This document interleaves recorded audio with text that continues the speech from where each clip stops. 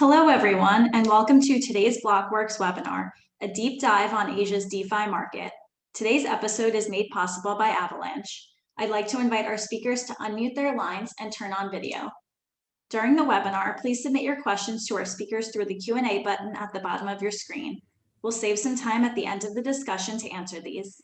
The session will be available on demand. All registrants will receive an email once the recording is live. I'd now like to turn the event over to Blockworks co-founder, Mike Ippolito. Mike, please take it away. Awesome. Thank you, Jane. And a big thanks to everyone for tuning in to hear our deep dive on Asia's DeFi market, and a big thank you to all of our speakers. Before we get into intros, I'd like to do a quick shout out to our sponsor, Avalanche. So Avalanche is an open source platform for launching decentralized applications and enterprise blockchain deployments in one interoperable, highly scalable ecosystem. They're the first smart contracts platform that processes 4,500 plus transaction per second and instantly confirms transactions. Ethereum devs can build quickly on Avalanche as Solidity works out of the box. If you haven't gone to check them out, I would highly recommend that you go do so at www.avalabs.org. And more on them later. All right, guys, really excited to get into it. Maybe we can just do a quick round of intros and then we'll get right into it. Mr. John Wu, I'll pick on you to go first. Hey, Mike, how are you? Good to see you. You too. So I'm John Wu, president of Avalabs. Avalabs is the team behind Avalanche. As Mike said, we are a next generation blockchain with the scale and speed that everyone really desires in this space. And right now we're seeing a lot of DeFi projects launch on our ecosystem because of that very reason. My background was a traditional finance investor of various funds, mostly in the tech area, before I transitioned into an operator, first CEO of the digital assets group at Shares Post, and now president of Avalabs. Awesome. Thank you. Now, Mr. Jason Choi, who is actually not flying through the solar system. I think he's actually sitting in his living room, but we'll call on him next. It's actually my bedroom. It's nighttime here in Hong Kong, where I'm based.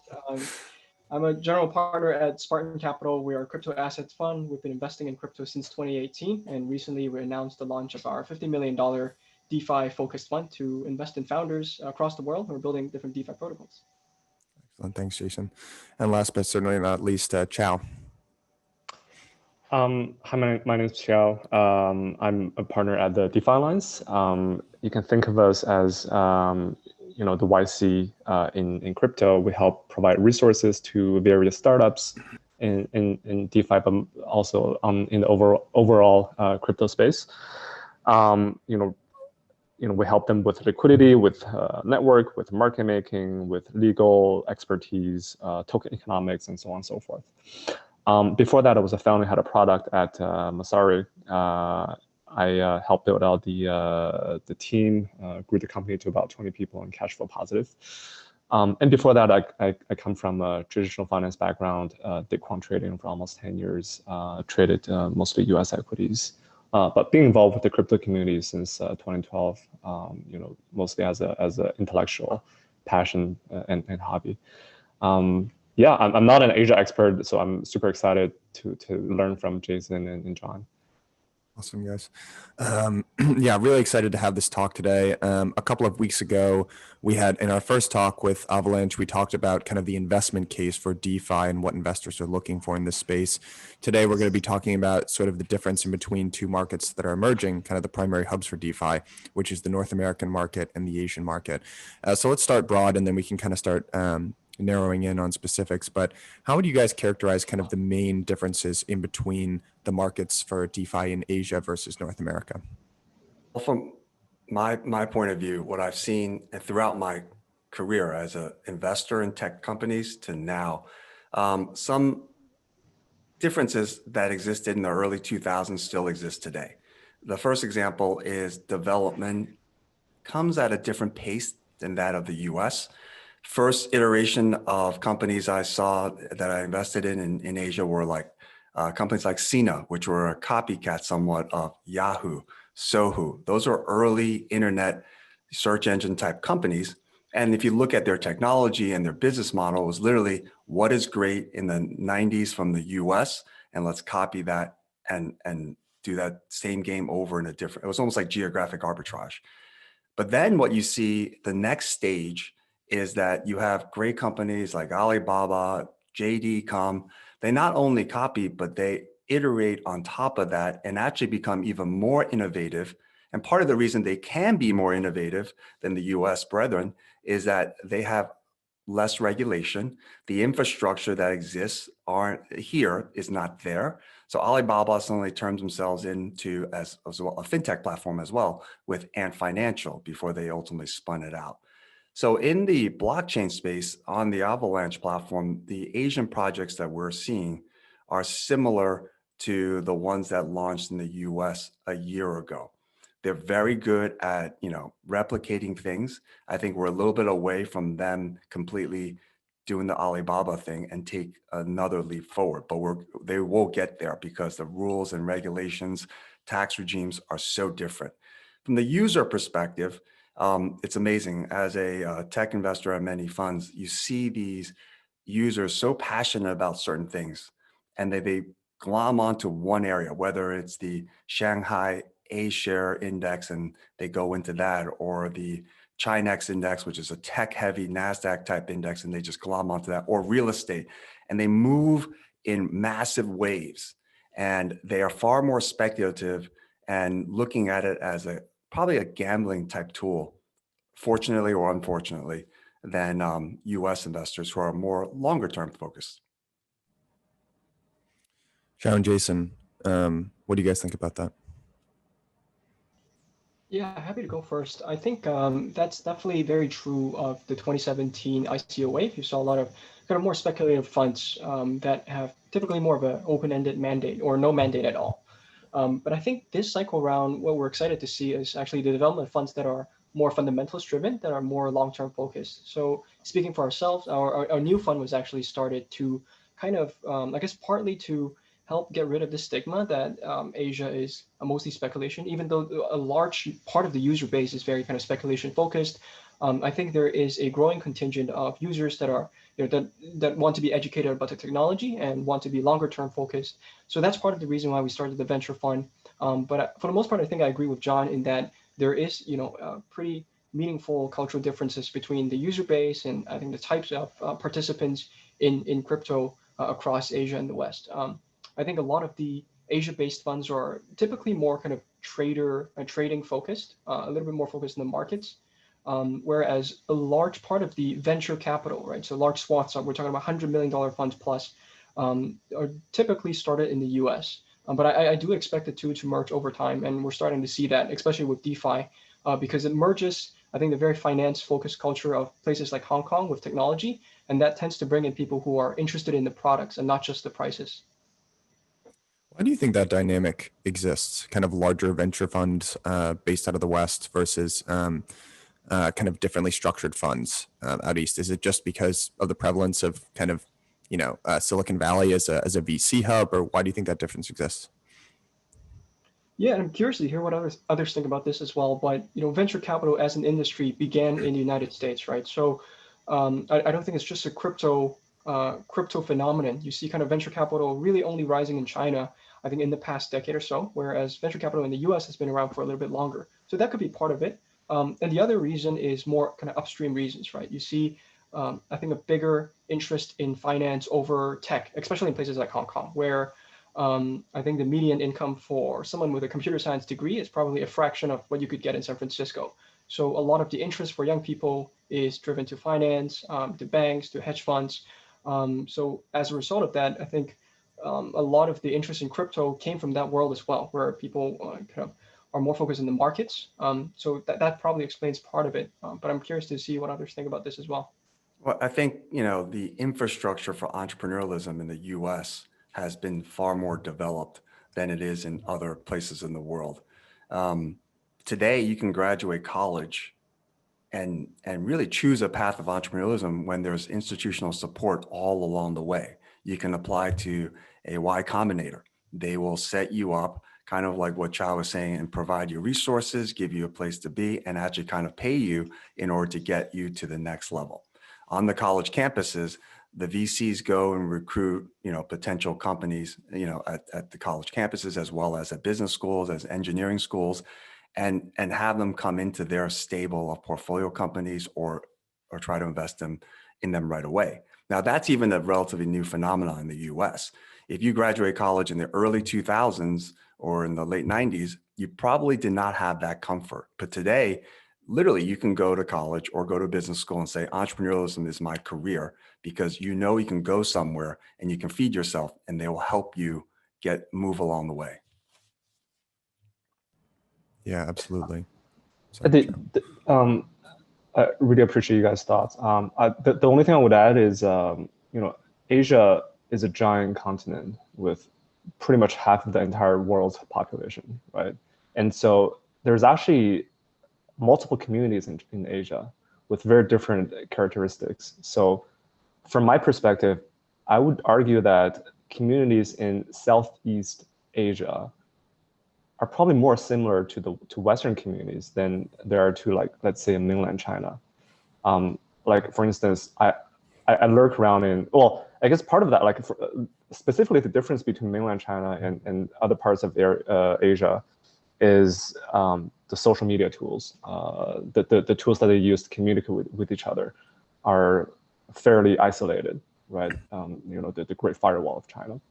And then, I lurk around in several, like, WeChat groups, and then, like, people just are like, the way they build communities are very different. In Southeast Asia, people tend to use Telegram, Discord.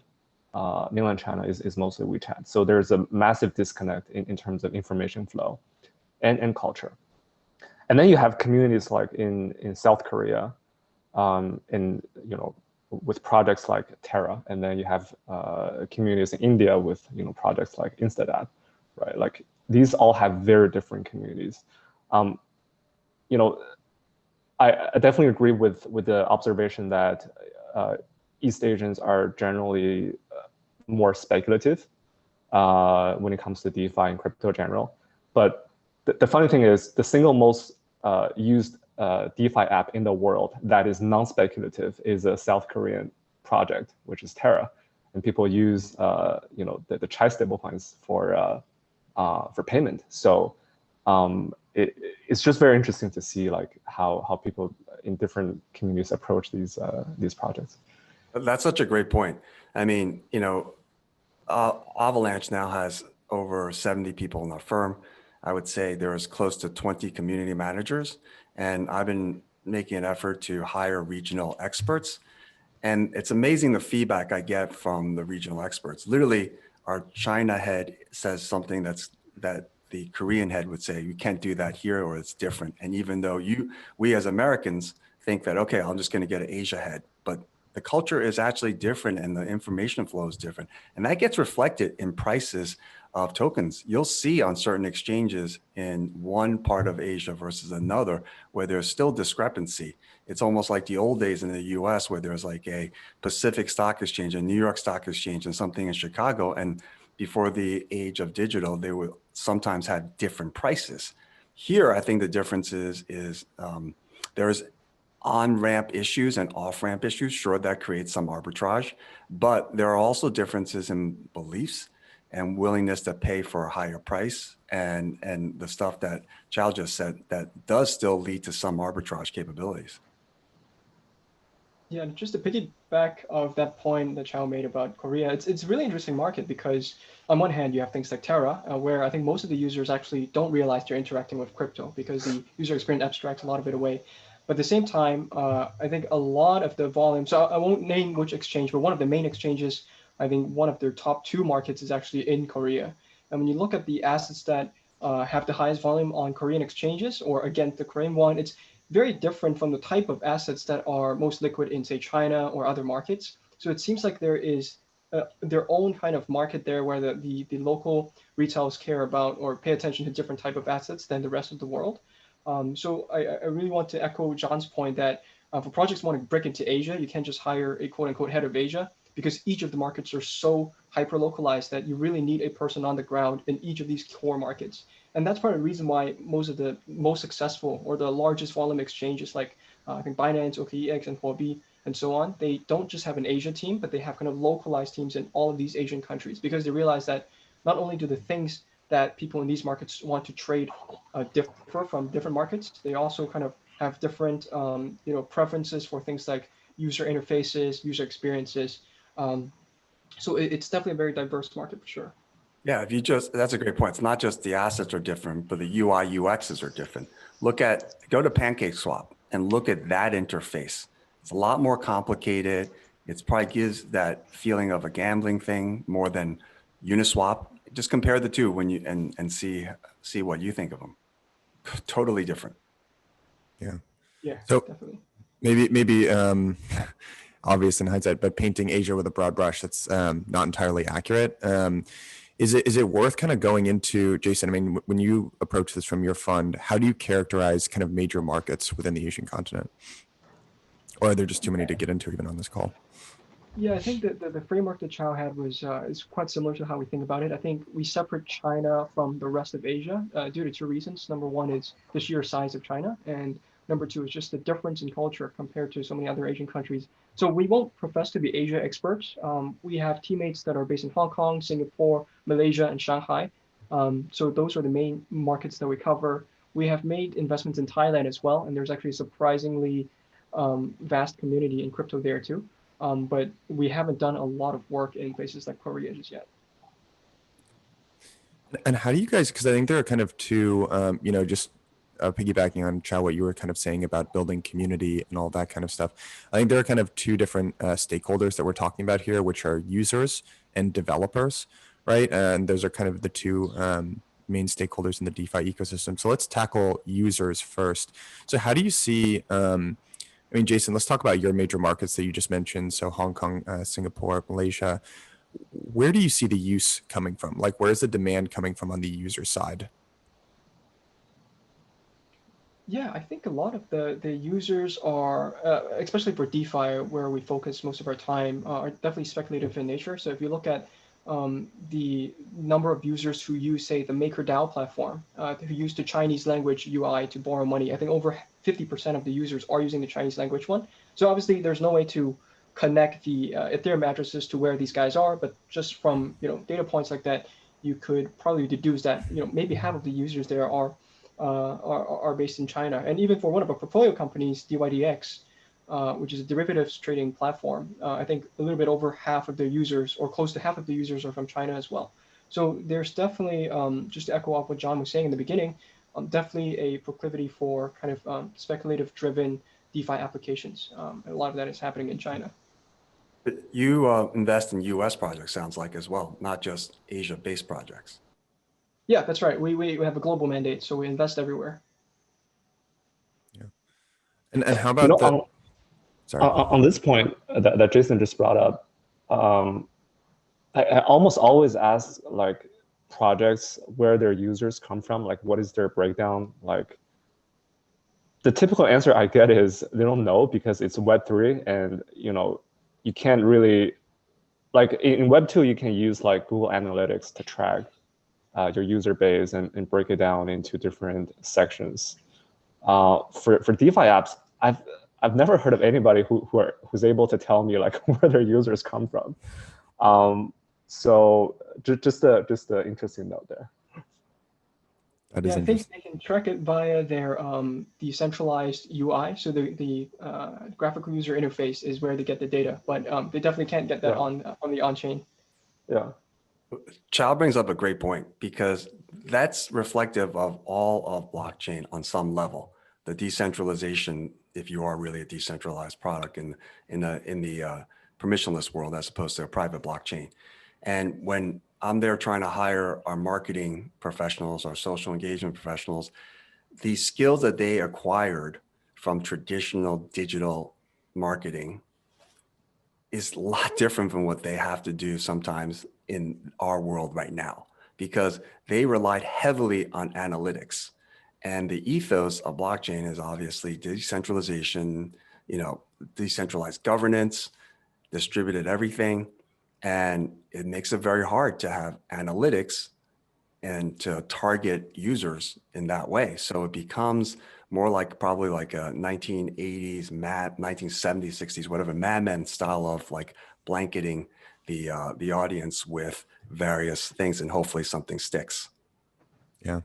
Let's talk about that, community building, marketing, because in the space of DeFi, when you're kind of a lot of these projects out there are kind of bootstrapping, right? And they either bootstrap through something like liquidity mining or some other mechanism that allows them to fund themselves. So kind of community building becomes super, super important, especially in a space with crypto where there's so many sort of network effects. So I guess, John, because it sounds like you have teams that are working on this, I mean, what are some of the lessons that you've learned in terms of kind of community building within this space?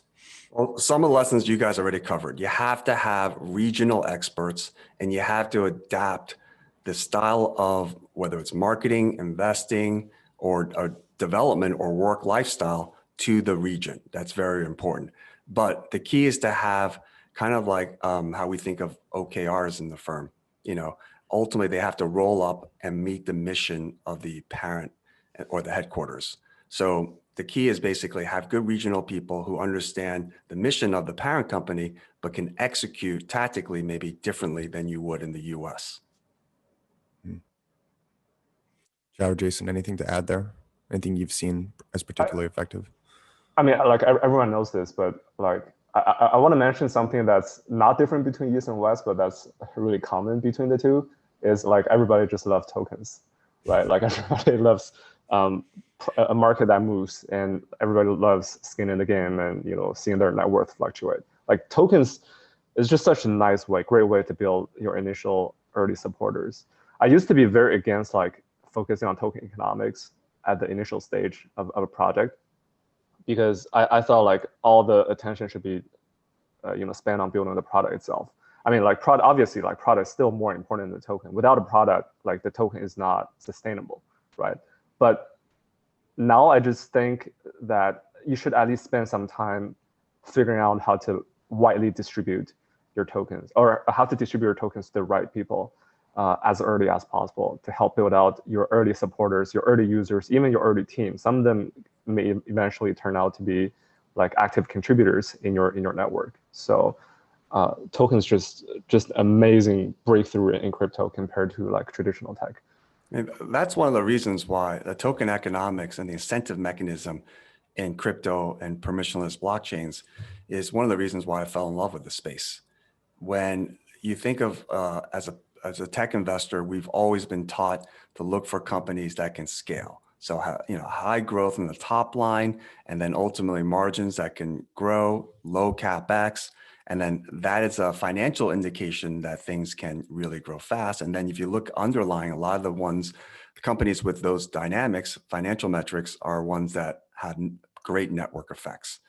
And all of a sudden, you see that there's a new business model where Uniswap, with 20 people, literally 20 something people, been around for a year and a half, can get as much volume in their, in their dApp, so to speak.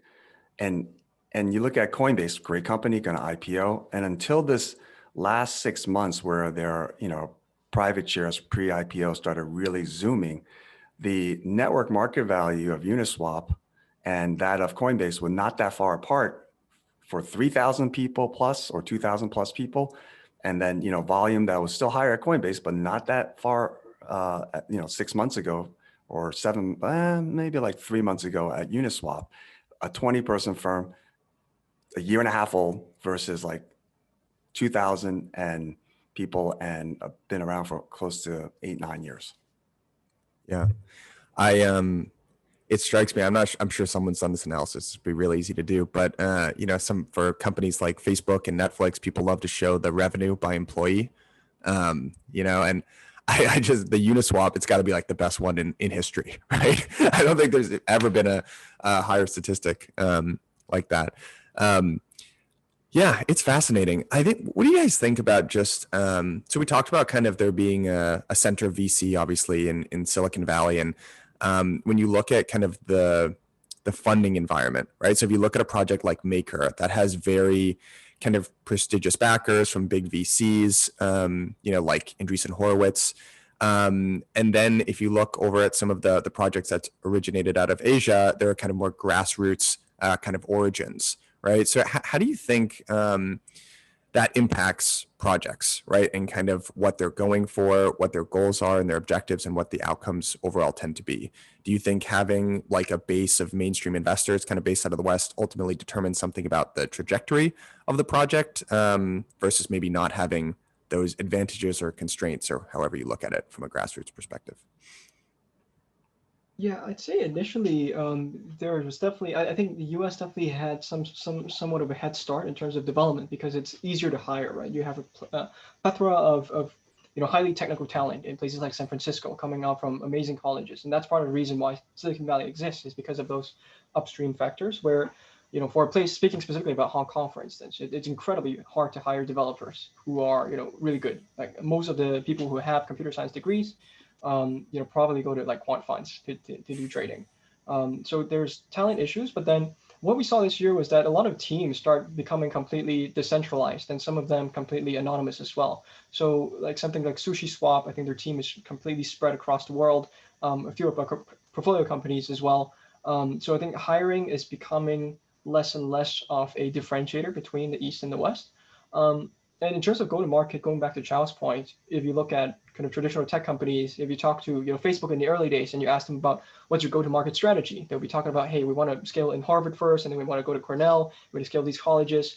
Whereas for crypto, when you ask founders about their go-to-market, they rarely talk about kind of what's my go-to-market in like San Francisco or this city or that city, because they found a common denominator, which is everybody likes money. So they only have to design one liquidity mining incentive campaign, and they can effectively have a global go-to-market. So if anything, I'd say that these factors matter less and less now, especially in crypto, given how borderless it is. Well, Jason, can I ask one point on that? Sure, everyone wants to make money, and the incentive structure we talked about is so important. But it seems like in the US, again, there is a component of social good that it comes into now investing, even in traditional, financial products, public stocks. Allocators are looking at ESG components. Does the Asian investor, your Asian LPs, care about that as much as US people care? It's very, very hard to kind of make a generalization there. I'd say ESG definitely exists in Asia as well. But in terms of the thesis for investing, I would be hesitant to say that Asia-based LPs don't care as much about the quote unquote the mission. But at the same time, just anecdotally, I'd say a lot of the interest in crypto has been initially at least driven by price and speculation first. So I think that speaks to maybe the origins of Bitcoin as well. While you have a lot of miners that really began in China that bootstrapped the network, I think a lot of the early rhetoric, a lot of the early literature around Bitcoin was also originating from the West, from kind of libertarian ideologies. So there is a little bit of a differentiation there, but I wouldn't say that.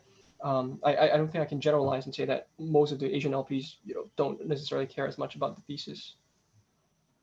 Let's talk a little bit about the fund structure for funds that are investing in DeFi. So maybe Jason, I'll again pick on you first here, but it seems like there are kind of two major structures, which is one, which is very traditional kind of VC taking direct equity in projects. And then there's a fund structure that looks a little bit more familiar to kind of hedge funds, right? And you're looking a little bit more kind of getting your hands dirty in the actual ecosystem, doing things like liquidity mining or market making for kind of early stage firms. You talk about, why those two separate fund structures exist, and also how you guys chose to structure things at Spartan Group. Yeah, so this is, I guess, less so about Asia versus West, but more so about your just fund mandate and risk preference. So for venture funds, I think a lot of the US-based funds started as venture funds, right? So a lot of the early adopters that we really look up to, guys like Chris Bernisky from Placeholder, they have like a 10-year fund mandate. Basically, they don't trade, they invest and they hold until the thesis plays out. Whereas for kind of more hedge fund structures, you can kind of trade in and out, you can go long, and now you have instruments for you to go short and trade options as well. So I really think it's just a matter of skill set, kind of what your background is. So for us, our CIO came from a hedge fund background, so that's why we started a liquid fund first. But I think over time, we started seeing so many early opportunities, and we realized the most impact we could make is actually in the very early days. As a founder, when we enter with a founder with just kind of a white paper and maybe some sort of a demo, that's the most impact that we can make as early on as possible. So we decided to start a fund structure that aligns with that. So our DeFi fund is kind of completely venture-based, 5-year horizon. We don't trade out of that. We don't try to kind of trade market events. So yeah, I think it's less so about a statement about kind of West versus East, more about kind of the specific risk preference and the skill set of the fund manager. Well, I think that's right in general, but I also believe that the infrastructure and the way the governments regulate have an effect on that as well. I mean, we were joking in Asia, there's no capital gains taxes, and the actual taxes are a lot lower. So in the US, you have a lot of funds who look for long-term investing because they want to get that 1 year so they can have long-term capital gains, which is a lower tax structure than, ordinary gains. But in Asia, if the taxes are so low and there are no cap gains taxes, period, in many regions, it's like, why do you care about netting? Why do you care about tax loss harvesting at the end of the year? So you're afforded the ability to be a hedge fund structure and have your net returns almost similar to your gross returns, as opposed to a US person. They are kind of by default thinking long-term because they want to maximize their returns. Yeah, this blew my mind, actually. So there are no cap gains taxes for those in our audience in Singapore, Malaysia, Hong Kong. So that's pretty significant. And one thing that we haven't really talked about, which are two really important forces, are kind of tax treatment of different jurisdictions and also just regulatory structure as well, right? Which is obviously something that's fluid and kind of evolving. And there have been a lot of announcements on that, kind of at least in the US front. But maybe we can start with kind of what John was mentioning with just the different tax treatment that different jurisdictions have.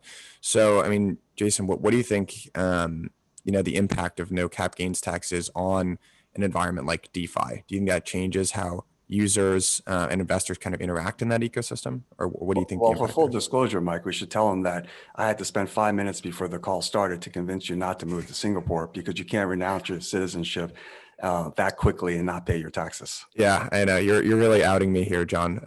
Yeah, everyone, we'll have to edit this out. Hopefully this isn't live. Yeah, but Jason, what's your opinion on that?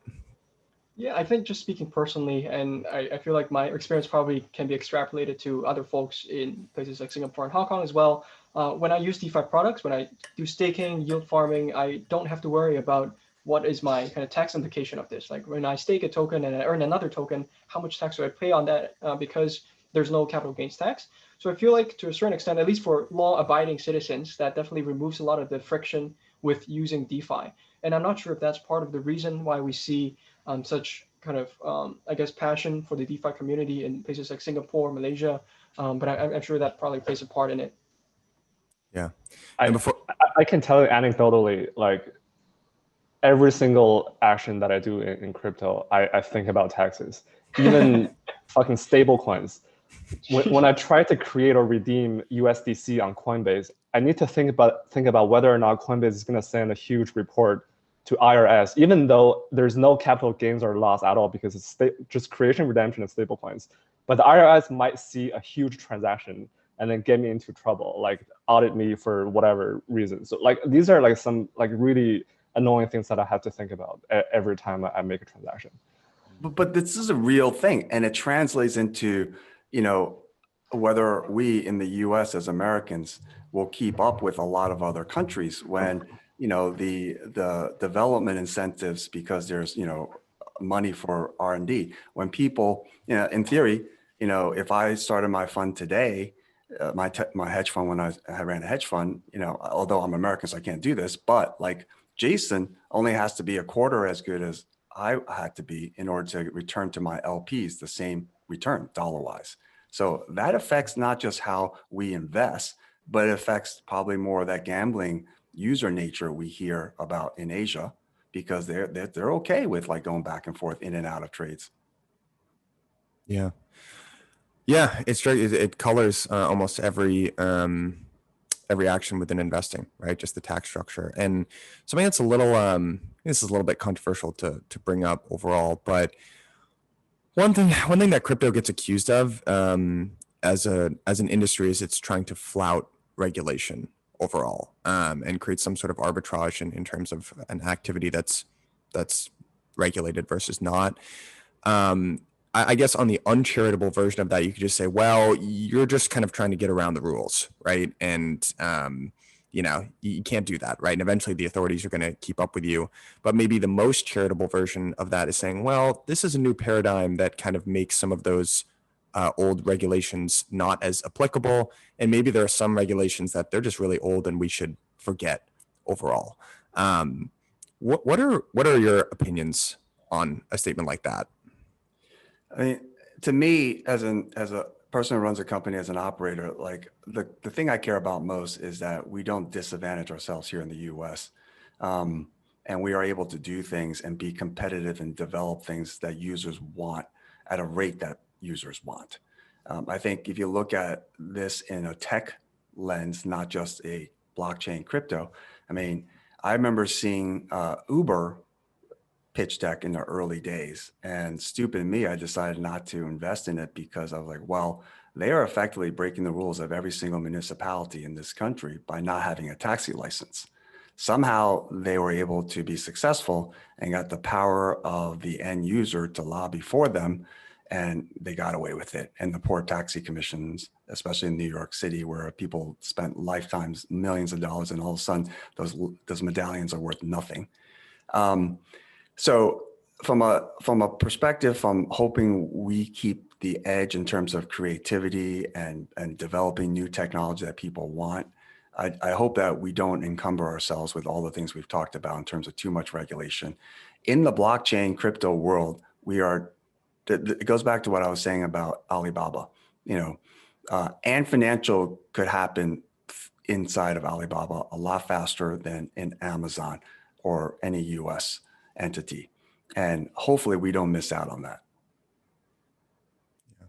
You also have to realize, like, on a very high level, regulations are reactive functions, not proactive functions. They were created decades ago, and they were created to react to innovations at that time. So decades later, it's very natural that many of these regulations are outdated and should no longer apply. Like, for example, the Howey test is like, it was created like maybe a century ago or something like that, right? It shouldn't work anymore. Like with a new paradigm, quote unquote, I hate you use the word paradigm, but with a new like set of innovations, you need a new set of regulations that best protect consumers. So I don't necessarily agree with the statement that crypto is trying to get around the regulations. I think the regulations will catch up at some point in order to make the most out of this new innovation. Yeah, Child's right. I mean, I don't agree with your statement wholly either. I mean, all of us, Child's in Chicago, we're in New York. We do everything we can to be compliant within the regions that we are at. In the US, yeah, it's a little harder, but we have benefits from being here, like the rules and regulations that protect users, eminent domain. So even on a greater meta level, that's what's ultimately great and also helped out in innovation and investing. On a lower level, sure, there are things you have to hurdle over. And then on the most base layer, I guess, that's when you really see the differences, when the users themselves are willing to do things other places that they can't do in the US. Yeah.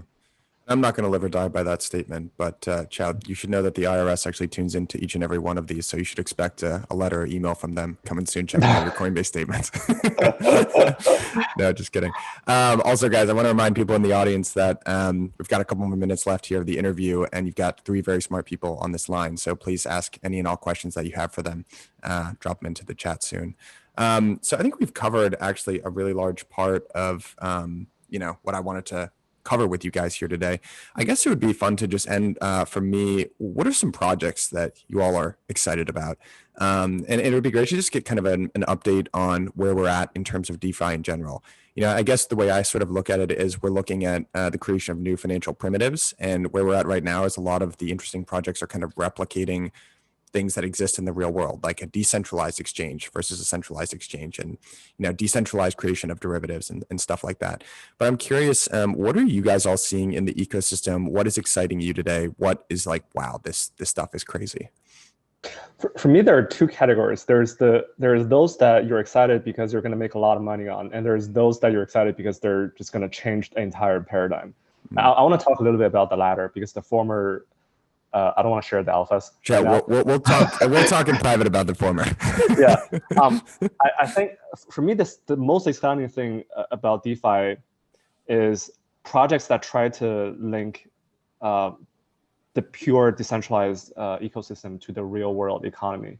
And the reason why that's so important is because there is DeFi right now is primarily, by and large, speculative. And as a result, the value accrual is by and large circular.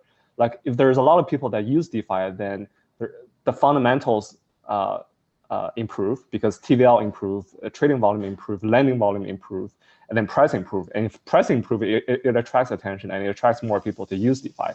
Like the value accrual is very circular. Like there's nothing like, immoral or anything like that about it, but it is an issue for me. For me, the best way to quickly enlarge the pie for everybody is to build applications that people from the real economy uses. Like for instance, people could use some kind of under collateralized lending platform to start their own business, right? Like for me, that's the kind of projects that I'm really, really excited about. It breaks this circular and reflexive value accrual mechanism in DeFi, and it will bring DeFi to an order of magnitude more users. Yeah, and I think just to echo off of that, I think as with most things in crypto, I think speculation is always the first step, right? Speculation is the speculators who are the early adopters who come in and seed the protocols with liquidity and start to drive attention to these projects. And if they do happen to make money by being early adopters, they become evangelizers of these projects.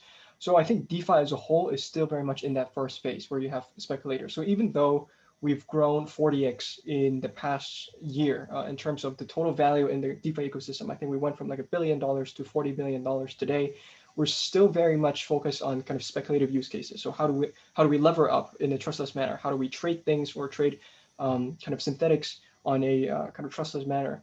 So I think what excites me the most is quite similar to what Qiao was saying, was how do we drive this liquidity to kind of use cases that are beyond just crypto natives, right? So there are specific projects working on this where they will create kind of marketplaces for corporate debt, and some projects that are basically siphoning some of the speculative capital that's being lent out for high yield into distributors in emerging markets, who would then distribute these loans to kind of last mile entrepreneurs or small families. So I think use cases like that is the end game for crypto, right? You want to first kind of seed this space with liquidity from speculators, and then you want to turn this liquidity into kind of useful capital in use cases beyond kind of what speculators care about. So I very much believe we're still in the first inning, and that's a large part of why I'm so excited, because I feel like we're incredibly early on, even though for those of us who's been in this space, it feels like we've been here for years. Well, crypto's dog years, Jason. That's right, exactly. So our mission, we really believe in decentralization and distributed governance. So what excites me and what we're seeing right now is DeFi is the manifestation of self-empowerment in terms of financial services. Individuals can now get yields that they cannot get in the traditional financial markets, and they get to have a vote and a voice. They can't just get taken off a platform because Robinhood accidentally did not have enough capital and then change the terms of service, and all of a sudden just say, okay, you and you cannot trade GameStop. In our world and what we're seeing, we had in the last 4 weeks or so, we've had our community build an Ethereum bridge. We call it the Ethereum bridge to Avalanche. Then we had a Uniswap type clone that was built by the community, and that's already at close to, like, in 4 weeks, like close to like $500 million of trapped value there. A lot of assets have come over on the on the bridge. And the beautiful thing about that is these assets can move freely. They can try us. If we're not good, they'll go back to some other place. So again, it's the freedom that comes with this whole space and these projects promote. And yes, Jason's right. People do like to make money. So that invites more users and more people coming into the space. And ultimately that leads to the virtuous cycle of more development. Yeah. And we've got a lot of questions here and I want to get to them. But one thing actually, Qiao, that stuck out to me from what you said, which is interesting, is just the ability to use crypto as collateral to fund things that you want to do in your life. So we had Zach Prince on here a couple of months ago now, and he was talking about basically filling out a mortgage. Man, I hope this was Zach Prince. We have a lot of people on here, but he was basically talking about filling out a mortgage, and he lists, you have to list out all of your assets, right? And he listed Bitcoin, and not only was it not counted as an asset, but it was basically a mark against him. And I actually had a similar experience with a bank recently trying to apply for a loan. And, there's a section now where you say, hey, do you have any cryptocurrencies? And I was like, what if I check this box? Like, well, it's not really going to do anything for you one way or another, which is pretty crazy for some people. And it really reminds you that capital actually is just a legal framework, right? And our government and our laws, endow certain assets with rights, right? And the ability to get credit. And it kind of strikes me that DeFi, one of the biggest use cases that can exist is basically allowing you to get liquidity off of your crypto. And as crypto becomes a larger and larger asset class, it's already like a $2 trillion asset class. That's a lot of collateral that is not, you can't legally use as capital, and you can't get liquidity off that. You can't do anything. So that just strikes me as a really important use case for DeFi right now. And especially as you have more and more people building in the crypto ecosystem, the ability to leverage your assets in an effective way just seems so critically important. And it seems like such a thing that the centralized financial system is whiffing on right now. There are a couple interesting notes on what you just said. One is, a lot of the credit market, lending market is arguably the most important component of the capital market. And right now there's like the mortgage example you mentioned, like it just shows how much PTSD people have from like 2008 and the last financial crisis, the COVID crisis. And there's just a lot of things that are not possible. Like getting a mortgage without a stable income is just not possible anymore. Like asset is not enough for you to get, like having a lot of assets is not enough for you to get a mortgage. You need a stable income for whatever reason. I don't really get it. And the other thing is like, like interest rate is the single most important, for me, it's the single most important metric in the entire market. And in the traditional market, it's currently being manipulated by one central entity, which is the central bank. But so that like the interest rate is being really suppressed, and it really hurts, especially the lenders. Like getting a 30-year mortgage is a great trade for the borrower, and it's a shitty trade. It's a terrible trade for the lender. In crypto, in DeFi, the rates are determined by the market, entirely by supply demand.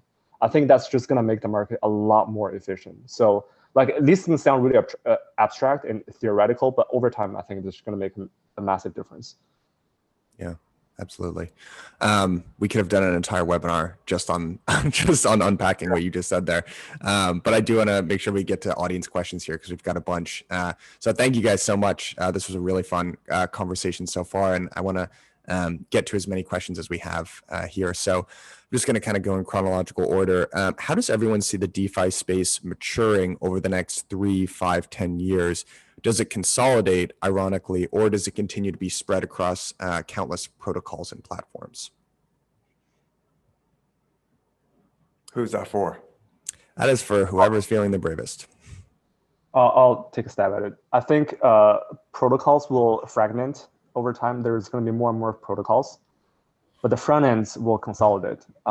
There's just not going to be, people just don't have the users don't have the mental bandwidth to use different platforms, different user interfaces over time. So they're going to, over time, just focus on one or few.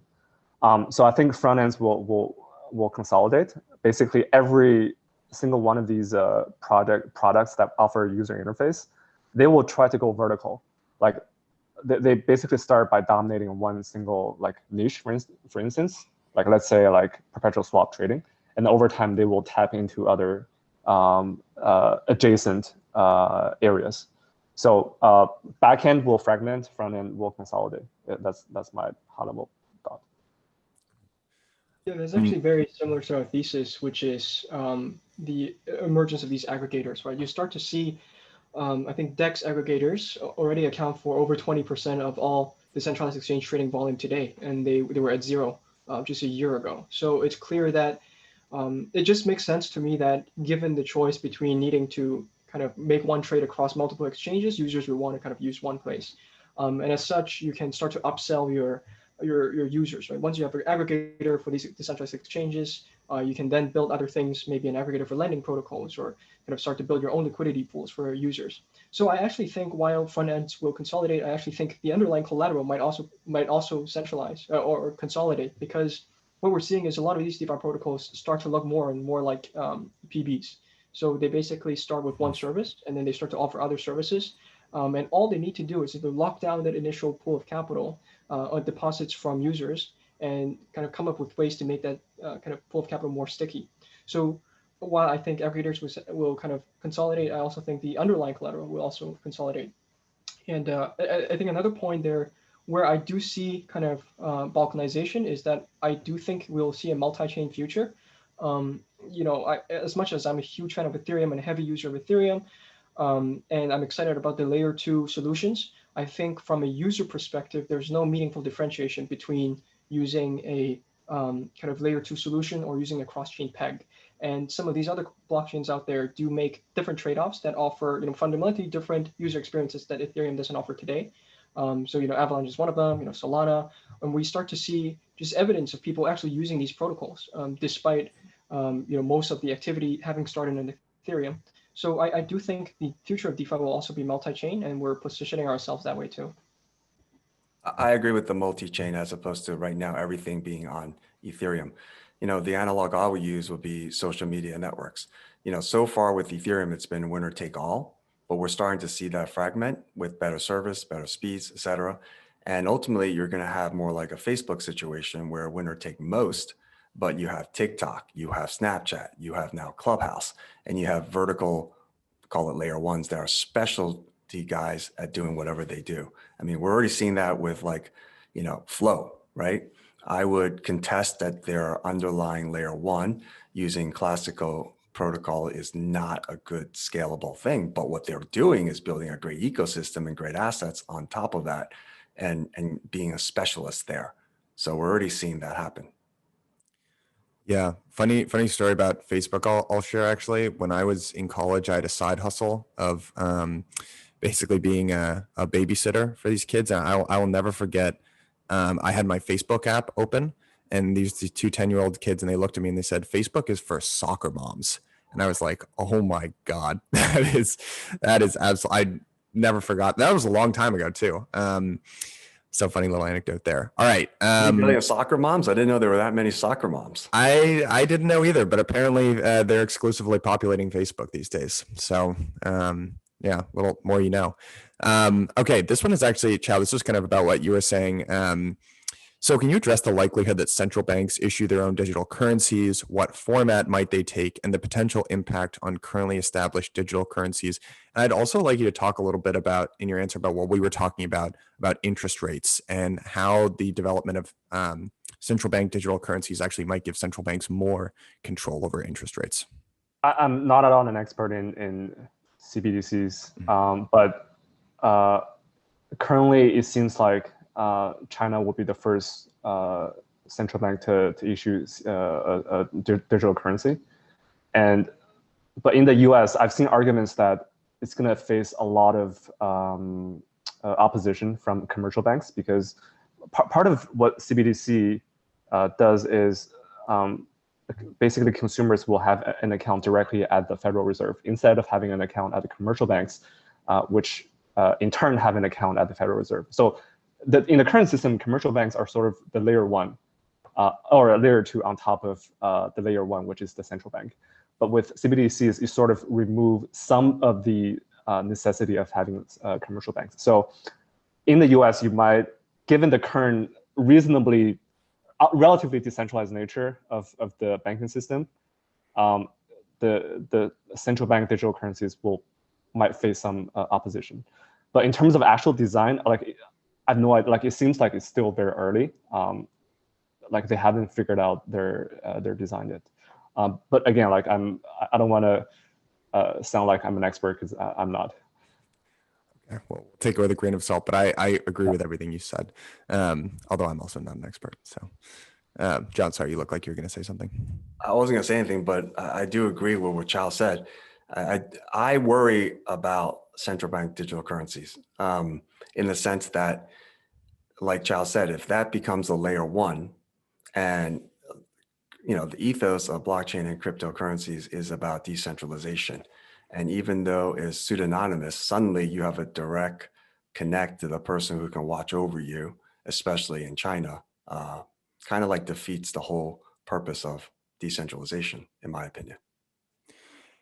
And also, I guess my biggest question about central bank digital currencies is it doesn't really seem to solve the problem that we're in right now in traditional financial markets, which are these wonky things that are happening with negative interest rates. It seems like central bank digital currency is one of the big tools that they would give governments is the ability to implement negative interest rates much more easily, right? Because real broad money, kind of M2 money creation happens at the commercial banking level. So it seems like to me, like a lot of the central bank digital currency models that just almost disintermediates commercial banks, right? And says, hey, we don't need you for money creation anymore. Instead, we're going to create, our liabilities are going to be legal tender, right? And we're going to legally create money and we're going to have a lot more control over it, right? So we can do weird things like if you're just putting money in your bank account, maybe that deflates by like 5% a year, right? As a way to get people to spend.